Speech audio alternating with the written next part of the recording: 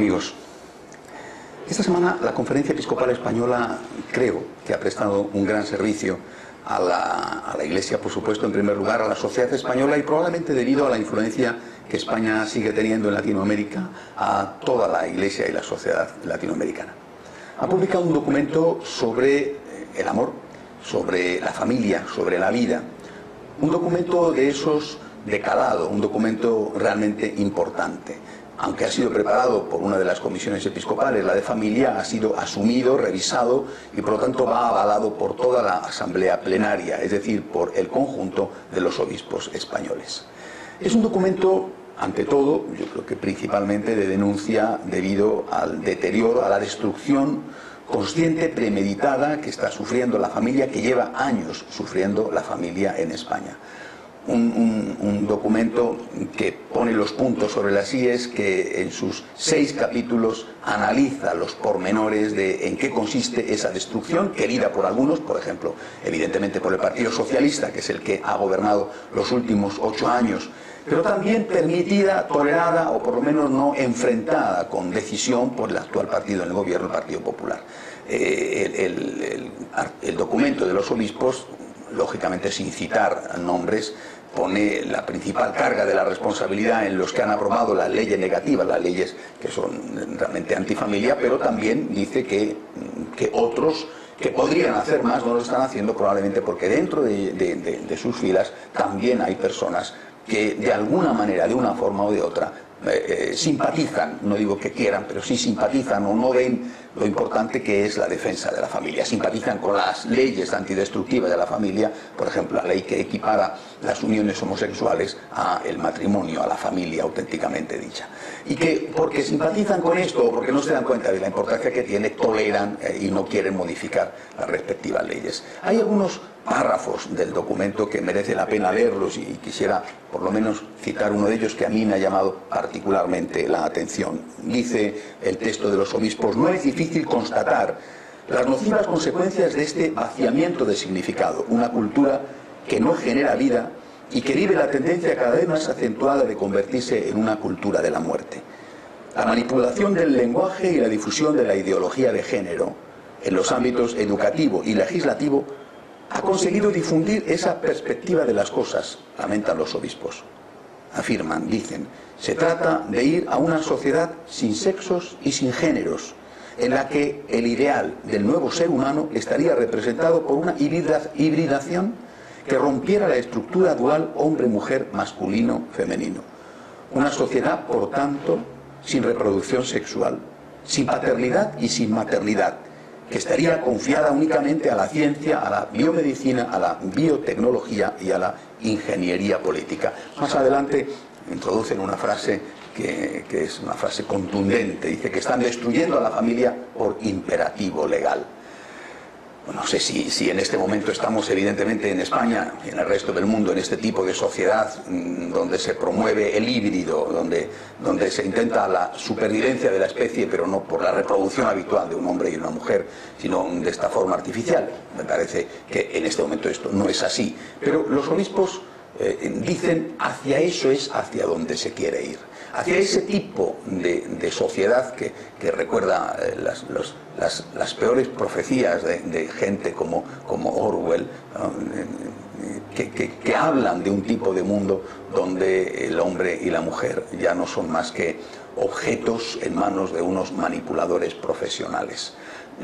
Yo quisiera, una vez que he glosado este documento de los obispos, quisiera añadir otra cosa. En estos momentos en España, también en otros países, pero desde luego en España estamos viviendo con gran angustia la crisis económica. Es algo que preocupa muchísimo. En esta misma semana que los obispos sacan este documento, sale la habitual encuesta mensual sobre la confianza de los españoles y cómo valora en ello la sociedad, y el 88% están diciendo y pensando que la situación económica es mala o muy mala. El 88%, es decir, la práctica totalidad de la población española es muy pesimista con respecto a su futuro económico.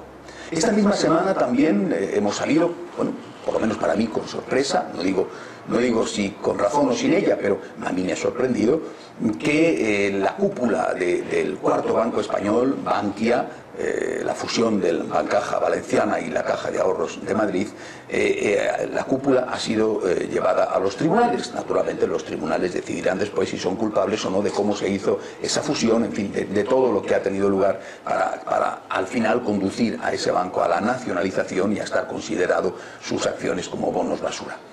¿Por qué motivo se pueden sentar en los tribunales a unos banqueros que supuestamente no han sido unos buenos ejecutivos, o incluso, no lo sé, lo dirán los tribunales, han sido personas corruptas? ¿Por qué se puede sentar a esas personas en los tribunales y no se puede sentar en los tribunales y juzgar y quizá meter en la cárcel a los políticos que están destruyendo la familia?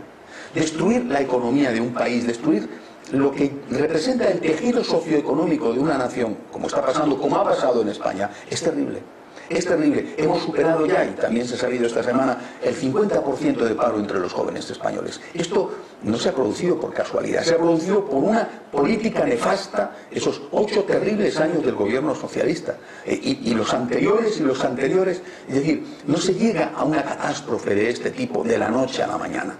Y estas personas, al menos estos banqueros, van a ir a los tribunales. Probablemente tendrían que ir a los tribunales muchísimos políticos. Ahora bien, lo más importante, que no es la economía, sino que es la familia, la verdadera célula sin la cual la sociedad no puede funcionar. Como se está demostrando, entre otras cosas, porque es la familia la que está respondiendo a este reto económico con la solidaridad entre sus miembros. Esta familia está siendo destruida, como dicen los obispos, por imperativo legal, y aquí no pasa nada. Aquí no se mete en la cárcel a nadie, no se le lleva ni siquiera al tribunal, no pasa nada. Al contrario, continúan promoviendo la destrucción de la familia, en este caso desde la oposición, el Partido Socialista, haciendo todo lo posible para que las leyes que ellos mismos implantaron y que nos han conducido a esta situación, esas leyes no sean modificadas. A mí me parece esto injusto. No quiero decir que sea injusto llevar a unos banqueros a los tribunales.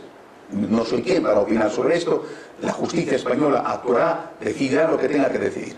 Pero me parece injusto que se lleve a unos banqueros que han podido ser responsables del caos de un banco concreto, o que se llevara a unos políticos que han sido responsables del desastre económico de un país a los tribunales y a la cárcel, y que en cambio no se lleve a los tribunales y a la cárcel a los políticos que han sido culpables de algo mucho más grave que la crisis económica, que es la crisis de la familia, esa destrucción de la familia por imperativo legal que denuncian los obispos. Y esto no sucede nada, no pasa nada, ni siquiera piden perdón, ni siquiera se arrepienten, ni siquiera dicen nos hemos equivocado. A mí me parece totalmente injusto. Es muchísimo más grave la destrucción de la familia que la destrucción de la economía.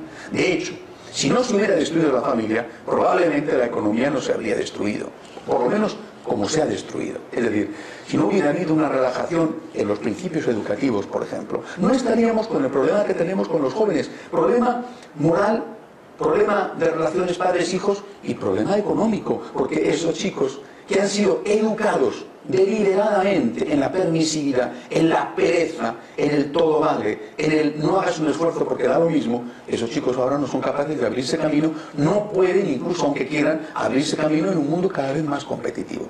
Esto es lo que nosotros tendríamos que plantear. ¿Qué tienen de responsabilidad los que nos han conducido a esta situación? No pueden irse de rositas. No puede ser que hayan destruido un país en lo más importante que tiene, que es la familia, y que nadie les diga nada y que nadie les reproche nada. Los políticos que han generado esta situación son más culpables aún que los políticos que han generado la crisis económica. Por supuesto que hay que rezar para salvar la familia, hay que hacer, como dicen los obispos, la nueva evangelización. Pero hay que denunciar y denunciar consecuentemente. Hay que pedir a los políticos, que son los culpables de la situación actual, pedirles responsabilidades. En primer lugar, responsabilidades políticas y morales, pero probablemente también responsabilidades judiciales. Hasta la semana que viene, si Dios quiere.